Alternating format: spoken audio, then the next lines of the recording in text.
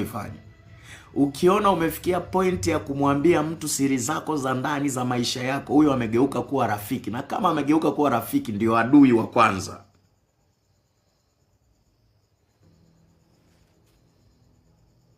Kama unataka uwe safe, kuwa na moyo wa chuma wa kuto kutoa vitu vyako, wa kuto kuonyeshea watu udhaifu wako. Nataka nikwambie mtoto wangu, hata kama umelala njaa, wasijue kama umelala njaa.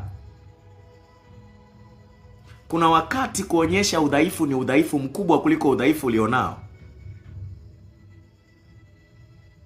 Naomba nirudie tena. Kuna wakati kuonyesha udhaifu ni udhaifu mkubwa kuliko udhaifu ulionao. Hata kama una maumivu, ukitoka nje wakuone una furaha. Ukirudi ndani, lia na Mungu wako.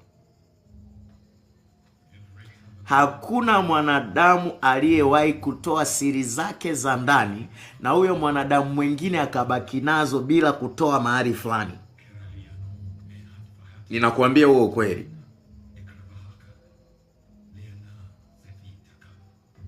Hayupo. Hakuna mtu anayeweza kuvumilia mambo yako unayomwambia. Hayupo. Hakuna mtu atakaye kusaidia bila kusema mahali kwamba amekusaidia. Hayupo.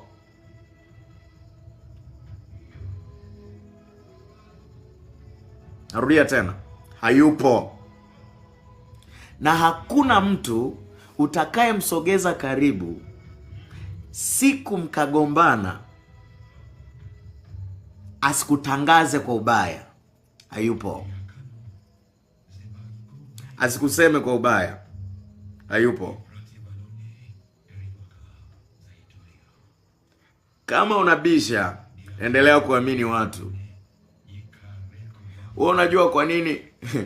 Wewe bwana. Unajua kwa nini manabii walikuwa wanapenda kukaa wenyewe? Elia kwa nini alikuwa anapenda kukaa mwenyewe? Ilifikia point hadi Elisha alikuwa amtaki. Wewe usinifuate.